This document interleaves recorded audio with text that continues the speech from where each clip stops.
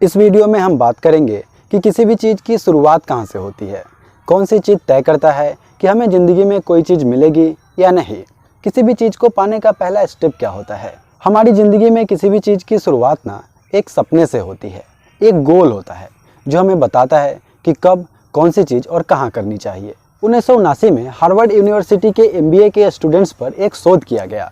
उन सारे स्टूडेंट्स से पूछा गया कि क्या उन्होंने अपने भविष्य के लिए कोई स्पष्ट लक्ष्य बनाया है, उन लक्ष्यों को कहीं पर लिखा है और उसे हासिल करने की कोई योजना बनाई है। तो उनमें से 3% स्टूडेंट ऐसे थे जिनके पास लक्ष्य था और उन्होंने उन लक्ष्यों को लिख रखा था और उसे हासिल करने की योजना भी बना रखी थी। बाकी के 13% स्टूडेंट ऐसे थे जिनके पास लक्ष्य तो थे लेकिन उन्होंने उन लक्ष्यों को कहीं पर लिखा नहीं था और उसे हासिल करने की कोई योजना भी नहीं थी उनके पास। अब बचे बाकी के 84% स्टूडेंट जिनके पास कोई लक्ष्य नहीं था। वे बस कॉलेज के बाद गर्मी की छुट्टी का मजा लेना चाहते थे। ठीक इसके 10 साल बाद 1989 में इन सारे स्टूडेंट से दोबारा संपर्क किया गया तो पता चला कि इनमें से 13% स्टूडेंट जिनके पास लक्ष्य थे वे बाकी के 84% स्टूडेंट्स जिनके पास लक्ष्य नहीं थे उनसे दोगुना कमा रहे थे। लेकिन उन्हें सबसे ज़्यादा हैरानी तब हुई जब वे वैसे 3% स्टूडेंट से मिले जिनके पास लक्ष्य थे और उन्होंने उन लक्ष्यों को लिख रखा था और उसे हासिल करने की योजना भी बना रखी थी। ये 3% लोग बाकी के 97% लोगों से 10 गुनी ज़्यादा कमाई कर रहे थे। और इन लोगों में अंतर क्या था? यही ना कि किसी ने लक्ष्य बनाया था, किसी ने लक्ष्य नहीं बनाया था और किसका लक्ष्य कितना स्पष्ट था। और इस छोटे से अंतर ने इतना बड़ा परिवर्तन कर दिया। लक्ष्य तय करना एक तरह से हवा में महल बनाने जैसा होता है। जब तुम्हारा महल बन जाता है तो तुम्हें बस उसके नीचे आधार बनाने की ज़रूरत होती है और तुम उस आधार पर चढ़कर आसानी से अपने लक्ष्य तक पहुंच जाते हो। जब तुम्हारे पास एक निश्चित और रोमांचक लक्ष्य होता है तो तुम अपने और अपनी दुनिया के बारे में ज़्यादा खुशी महसूस करने लगते हो।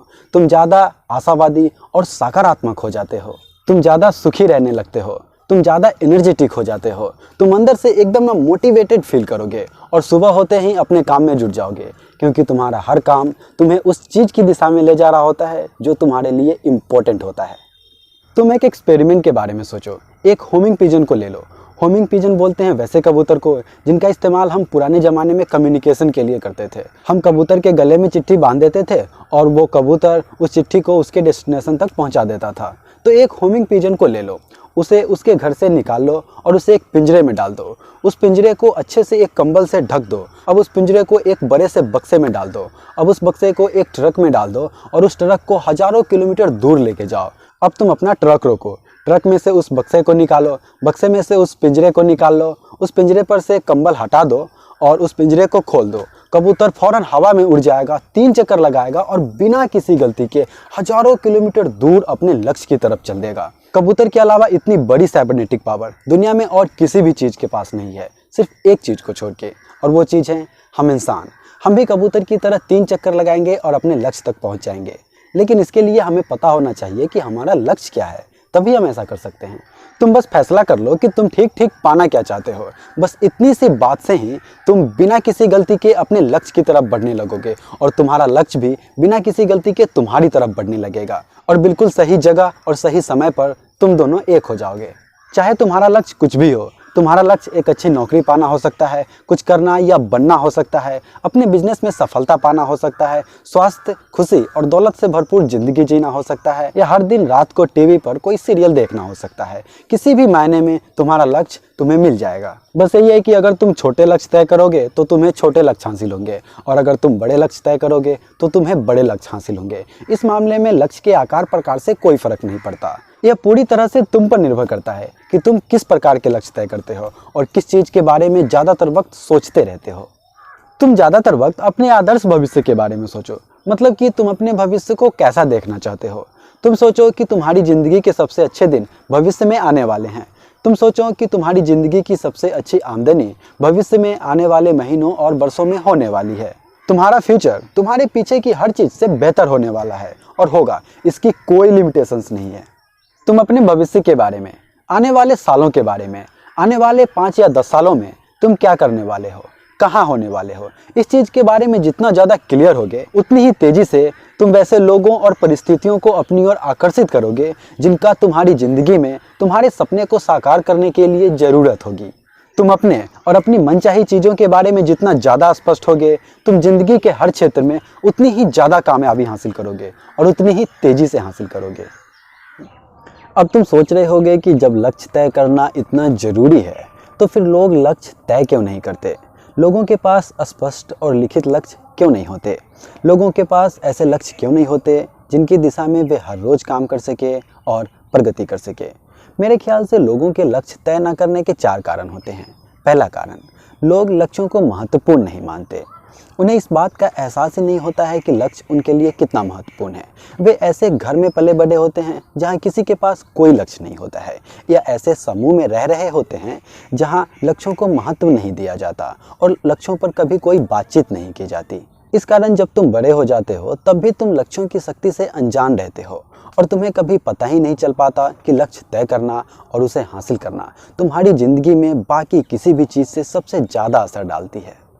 लक्ष्य तय न करने का दूसरा कारण, लोगों को पता ही नहीं होता है कि लक्ष्य कैसे तय किए जाते हैं, और इससे भी बुरी चीज़ कि उन्हें लगता है कि उनके पास पहले से ही लक्ष्य है, जबकि उनके पास सपनों और इच्छाओं का भंडार होता है, जैसे खुश रहना, अच्छी ज़िंदगी जीना और बहुत सारा पैसा कमाना। लेकिन इसे हम लक्ष्य नहीं कह सकते, ये कल्पनाएं हैं जो सबके पास होती है।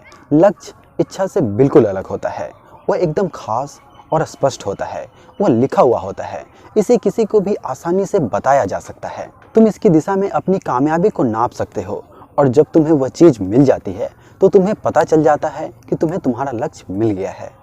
हमारे यहाँ क्या होता है कि हम बड़ी बड़ी यूनिवर्सिटी से डिग्री ले लेते हैं, लेकिन फिर भी इन सब चीज़ों के बारे में हमें 1 घंटा भी कहीं भी पढ़ाया नहीं जाता। ऐसा लगता है जैसे कॉलेज और यूनिवर्सिटी के सिलेबस तय करने वाले लोगों को इसके बारे में कुछ पता ही नहीं है। और जाहिर है कि अब तुम बालिग हो गए हो और लक्ष्यों के बारे में कभी सुने ही नहीं हो, तो तुम्हें कैसे पता होगा कि इसे कैसे हासिल किया जाता है और इनका हमारी ज़िंदगी में कितना महत्व होता है।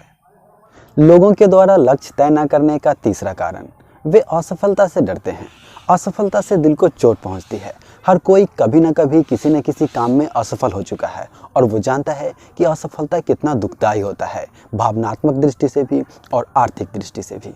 इस कारण वो असफल नहीं होना चाहता और असफलता से बचने के लिए कोई लक्ष्य भी तय नहीं करता और पूरी ज़िंदगी आम आदमी की तरह कोई काम करते हुए गुजार देता है। लक्ष्य न बनाने का चौथा कारण, लोग आलोचना से डरते हैं। वे इस बात से डरते हैं कि अगर उन्होंने कोई लक्ष्य बनाया और उसमें असफल हो गए तो दूसरे लोग उनका मजाक बनाएंगे। इसलिए मैं हमेशा कहता हूँ कि अपने लक्ष्य को सीक्रेट रखो, लोगों को सिर्फ रिजल्ट देखने दो, उन्हें पहले से कुछ मत बताओ। जिस चीज़ को वे जानेंगे नहीं, उसके होने या न होने से उन्हें कोई फ़र्क भी नहीं पड़ेगा। और तुम्हारी आलोचना तो तब भी होती है जब तुम कुछ करते हो, और तुम्हारी आलोचना तब भी होनी है जब तुम कुछ नहीं करते हो। इसलिए कुछ ना करने से कुछ करना ज़्यादा बेहतर है, क्योंकि कुछ करने में कुछ अच्छा होने का चांस होता है और कुछ ना करने से तो ज़िंदगी और भी बदतर होती चली जाएगी। इसलिए कुछ करो मेरे भाई। जय हिंद।